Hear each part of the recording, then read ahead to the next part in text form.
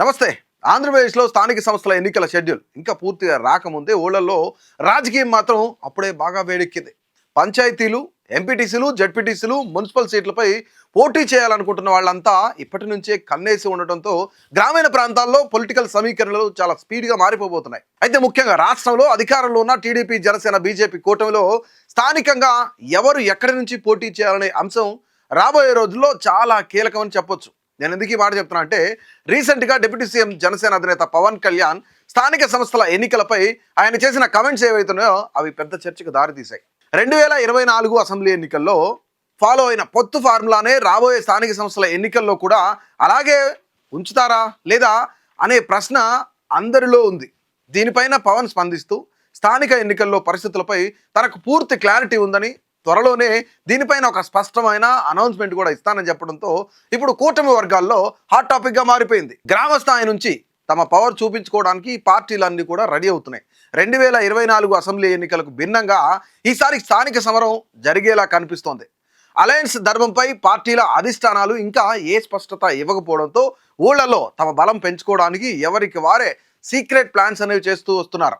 చాలా చోట్ల పోటీ చేయడానికి జనసేన, బీజేపీ నేతలు రెడీ అవుతుండటంతో సీట్ల సర్దుబాటుపై పెద్ద చర్చ నడుస్తోంది. పవన్ చేసిన కమెంట్స్ కూటమి శ్రేణుల్లో ఉత్కంఠ పెంచగా 2029 జనరల్ ఎలక్షన్స్ ఏవైతే ఉన్నాయో దానికి ముందు ఈ స్థానిక పోరును ఒక సెమీఫైనల్గా చూసుకోవచ్చు. రైట్, అసెంబ్లీ ఎన్నికల్లో సీట్ల త్యాగం చేసిన నాయకులు, కార్యకర్తలు చాలా మంది ఉన్నారు. పొత్తు ధర్మం వల్ల పోటీకి దూరంగా ఉన్న వాళ్ళు వాళ్ళ యొక్క మనోభావాలను గుర్తు చేసుకోవాలని చెప్పేసి పవన్ సూచించినట్లు టాక్ నడుస్తుంది కూడా. యువతకు, కొత్త లీడర్లకు ఈ స్థానిక ఎన్నికల్లో ఫస్ట్ ప్రిఫరెన్స్ అనేది ఇవ్వాలని చెప్పేసి ఆయన చెప్పినట్లుగా తెలుస్తోంది. మరి 2024లో వాడిన ఫార్ములానే 2026లో కూడా కంటిన్యూ అవుతుందా అనేది కూడా ఇప్పుడు పెద్ద ప్రశ్న. 2024 ఎన్నికల్లో టీడీపీ, జనసేన, బీజేపీ కలిసి పోటీ చేసి 164 అసెంబ్లీ నియోజకవర్గాల్లో భారీ విక్టరీ సాధించాయి. కానీ అసెంబ్లీ సీట్లలో ఒక్కో పార్టీకి కేటాయించిన నియోజకవర్గం మాదిరిగా స్థానిక ఎన్నికల్లోనూ ముందుగానే సీట్ల పంపకం జరుగుతుందా, లేక విలేజ్ లెవెల్లో పార్టీకి ఉన్న బలం, క్యాండిడేట్ ఇండివిజువల్ ఇమేజ్, ఇక కాస్ట్ ఈక్వేషన్స్ చూసి సీట్లు ఇస్తారా అనేది కూడా తేలాల్సి ఉంది. ఈ పరిస్థితుల్లో టీడీపీ సీట్లలో జనసేన ఆశలు పెట్టుకుంటే జనసేన సీట్లలో టీడీపీ కూడా పోటీ ఇచ్చారని చూస్తుందన్నమాట. ఇక టీడీపీ ఎమ్మెల్యేలు ప్రాతినిధ్యం వహిస్తున్న నియోజకవర్గాల్లో చాలా మంది సీనియర్ నాయకులు, క్యాడర్ ఉన్నారు. అసెంబ్లీ ఎన్నికల్లో కూటమి కోసం త్యాగం చేసిన వాళ్ళు ఇప్పుడు తమకు స్థానిక సంస్థల్లో ఛాన్స్ ఇవ్వాలని చెప్పేసి కోరుతున్నారు.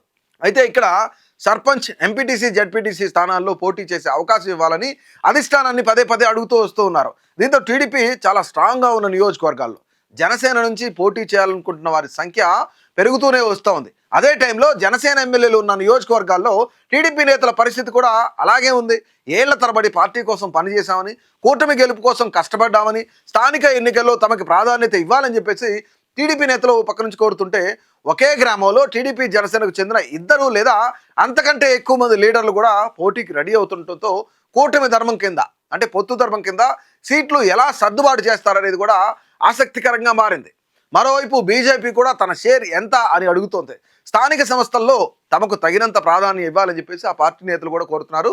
విలేజ్ లెవెల్లో పార్టీని డెవలప్ చేసుకోవడానికి ఈ స్థానిక ఎన్నికలను ఒక మంచి ఛాన్స్గా బీజేపీ భావిస్తోంది. కూటమిలో సీట్ల సర్దుబాటు మరింత కష్టంగా మారే ఛాన్స్ కూడా కనిపిస్తోంది. ఇప్పటికే జనసేన క్యాడర్లో స్థానిక ఎన్నికలపై బాగా ఇంట్రెస్ట్ పెరిగింది.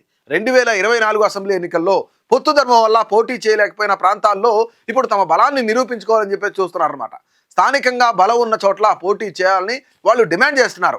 2024లో ఏ పార్టీ ఎక్కడ పోటీ చేసిందనే పాత లెక్కల కంటే ప్రస్తుతం విలేజ్ లెవెల్లో ఎవరికి ఎంత బలం ఉందనేది చూడాలని చెప్పేసి జనసేన నేతలు కూడా అంటున్నారు. దీన్ని బట్టి టీడీపీ కూడా తమకు అనుకూలంగా ఉన్న చోట్ల క్లెయిమ్ చేసుకునే అవకాశం కూడా ఉంది. అయితే గ్రామ స్థాయి నాయకులకు ఈ ఎన్నికలు ఒక రకమైన అసలు సిసలైన పరీక్ష అని చెప్పుకోవచ్చు. అసెంబ్లీ ఎన్నికల్లో MLA candidate, state level leadership, కూటమి ఓట్ బ్యాంక్ బాగా పనిచేస్తాయి. కానీ స్థానిక ఎన్నికలకు వచ్చేసరికి గ్రామంలో ఉండే పర్సనల్ రిలేషన్స్ కూడా, దీంతో పాటుగా ఫ్యామిలీస్ ఇంపాక్ట్, తర్వాత కాస్ట్ సమీకరణాలు ఏవైతే కుల సమీకరణాలు ఉన్నాయి ఇవి కూడా, ఊరు సమస్యలపైన పోరాటం, అభ్యర్థికున్న మంచి ఇమేజ్ చాలా కీలకం అవుతాయన్నమాట. వీటన్నిటిని బేరీ చేసుకుని ఎవరికి టికెట్ ఇస్తారనేది కూడా చూడాలి. అందుకే అసెంబ్లీ ఎన్నికల్లో కలిసి పనిచేసిన టీడీపీ, జనసేన, బీజేపీ నాయకులు స్థానికంగా ఒక్క సీటు కోసమే పోటీ పడే పరిస్థితి కూడా వస్తుంది. ఇది కూటమికి ఒక కొత్త టెస్ట్ లాగా మారిందనమాట. ఇక ఆశావాహులుగా లాబింగ్ కూడా ఇక ఊపందుకుందనమాట. ఎలక్షన్ నోటిఫికేషన్ రాకముందే చాలామంది గ్రామాలు, వార్డుల్లో పర్యటనలు, అలాగే ఇక్కడ సర్వీస్ యాక్టివిటీస్, సోషల్ ప్రోగ్రామ్స్ చేస్తూ కూడా జనం మద్దతు కూడగట్టే పనులు కూడా పడ్డారు. వీళ్ళందరూ అదే ప్రయత్నాల్లో కూడా ఉన్నారు.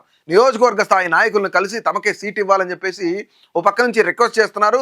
కూటమి అధిష్టానం ఎలాంటి ఫార్ములా ఇస్తుందనేదే ఇప్పుడు అసలు పాయింట్. 2024 అసెంబ్లీ రిజల్ట్స్ను బేస్ చేసుకొని నిర్ణయం తీసుకుంటారా, లేక ప్రతి సీట్లో పార్టీ బలం క్యాండిడేట్ గెలిచే అవకాశాలు చూసి టికెట్ ఇస్తారా అనేది కూడా చూడాలి. ఒకవేళ ఒక పార్టీకి చెందిన నాయకుడికి టికెట్ ఇస్తే ఇంకో పార్టీకి చెందిన నాయకుడు సపోర్ట్ చేస్తాడా లేదా అనేది కూడా ఇక్కడ డెసిషన్ తీసుకునే పెద్దలకు సవాలుగా మారింది. దీనివల్ల తిరుగుబాటు అభ్యర్థుల భయం కూడా అధిష్టానాన్ని భయపెడుతుంది. పార్టీ టాప్ లీడర్షిప్ ఒక డెసిషన్ తీసుకోవడం ఒక ఎత్తు అయితే, దాన్ని విలేజ్ లెవెల్లో అందరితో ఒప్పుకునేలా చేయడం ఇంకో ఎత్తు అనమాట. ఇక టికెట్ రాని ఆశావాహులు ఎవరైతే ఉన్నారో వాళ్ళంతా కూడా ఇండిపెండెంట్గా బరిలోకి దిగితే పరిస్థితి ఏంటి? కూటమిలోని మరో పార్టీ క్యాండిడేట్కి సపోర్ట్ ఇవ్వకుండా సొంతంగా ప్రచారం చేస్తే ఏమవుతుంది అనేది కూడా ఒక పెద్ద టెన్షన్గా నడుస్తుంది. అందుకే 2029కి ముందు ఈ స్థానిక ఎన్నికలు ఒక సెమీఫైనల్ లాగా మారబోతున్నాయి. వీటిని కేవలం సాధారణ పంచాయతీ ఎన్నికలుగా ఎవరు కూడా చూడలేదు. అధికార కూటమికి విలేజ్ లెవెల్లో తమ పట్టు ఎంత బలంగా ఉందో తెలుసుకోవడానికి ఇది ఒక పెద్ద సర్వే లాంటిదని చెప్పుకోవచ్చు. వైఎస్ఆర్సీపీకి కూడా గత విజయం తర్వాత మళ్ళీ గ్రామీణ ప్రాంతాల్లో పార్టీని రీబిల్డ్ చేసుకోవడానికి ఇది ఒక మంచి అవకాశం. ముఖ్యంగా 2024 అసెంబ్లీ ఎన్నికల్లో కలిసి సాధించిన సక్సెస్ ఏదైతే ఉందో దానికి సంబంధించి స్థానిక ఎన్నికల్లోనూ కూటమి నిలబెట్టుకోగలుగుతుందా, లేక సీట్లు సర్దుబాటు సమస్యల వల్ల టీడీపీ, జనసేన, బీజేపీ ఈ మూడు పార్టీల మధ్య లోకల్ లెవెల్లో తేడాలు ఏమైనా వస్తాయా, లేదంటే రాబోయే రోజుల్లో ముఖ్యంగా వీళ్ళకి ఎంత క్లిష్టమైన పరిస్థితి ఉండనుంది అనేది కూడా ఇక్కడ ఒక పెద్ద క్వశ్చన్ మార్కే. అసెంబ్లీ సీట్ల లెక్కలకే పరిమితం కాకుండా విలేజ్ లెవెల్లో పొలిటికల్ గ్రౌండ్ రియాలిటీస్ని బట్టి టికెట్లు ఇవ్వాలని చెప్పేసి ఉంటుందన్నమాట. ముఖ్యంగా ఉమ్మడి తూర్పుగోదావరి వంటి జిల్లాల్లో సీట్ల సర్దుబాటు కూటమి పెద్దలకు పెద్ద టాస్క్ కానుంది. ఎందుకంటే అక్కడ వైసీపీకి బలం ఉంది, తర్వాత టీడీపీకి కొంతమేర బలం ఉన్నా సరే జనసేన చాలా చాలా ఎక్కువ మొత్తంలో అక్కడ బలం ఉంది. రైట్, దీనికి సంబంధించి ఎంపీటీసీ ఎన్నికలు మాత్రమే కాకుండా కూటమి ఐక్యతకు 2029 అసెంబ్లీ ఎన్నికలకు ముందు జరిగే ఒక పెద్ద పొలిటికల్ టెస్ట్గా మారబోతున్నాయి. అయితే ముఖ్యంగా ఇక్కడ జగన్ కూడా రానున్న స్థానిక సంస్థల ఎన్నికల్లో ఖచ్చితంగా మనం గెలిచి తీరాలి, గెలిపే లక్ష్యంగా పెట్టుకోవాలని చెప్పేసి స్థానిక సంస్థల్లో ఎవరు కూడా వెనకడుగు వేయొద్దని చెప్పేసి ఆ యొక్క పార్టీ క్యాడర్ కానీ, నాయకులు కానీ, సెకండ్ గ్రేడ్ లీడర్స్ కానీ ఇప్పటికే ఎవరైతే అసెంబ్లీలో ఉన్న నియోజకవర్గాల్లో ఉన్న ఇన్ఛార్జీలు కానీ అందరికీ కూడా దిశానిర్దేశం చేయడం కూడా జరిగింది. సో ఓవరాల్గా రానున్న స్థానిక సంస్థలు ఆంధ్రప్రదేశ్ గ్రౌండ్ లెవెల్లో ఏ విధంగా ఉండబోతున్నాయి? టీడీపీ గెలవబోతుందా, లేదంటే టీడీపీ, బీజేపీ, జనసేన సపరేట్గా పోటీ చేస్తే బాగుంటుందా, లేదంటే వైసీపీ అత్యధిక స్థానాలు గెలుస్తుందా? మీ అభిప్రాయం అనేది తప్పకుండా తెలియజేయండి.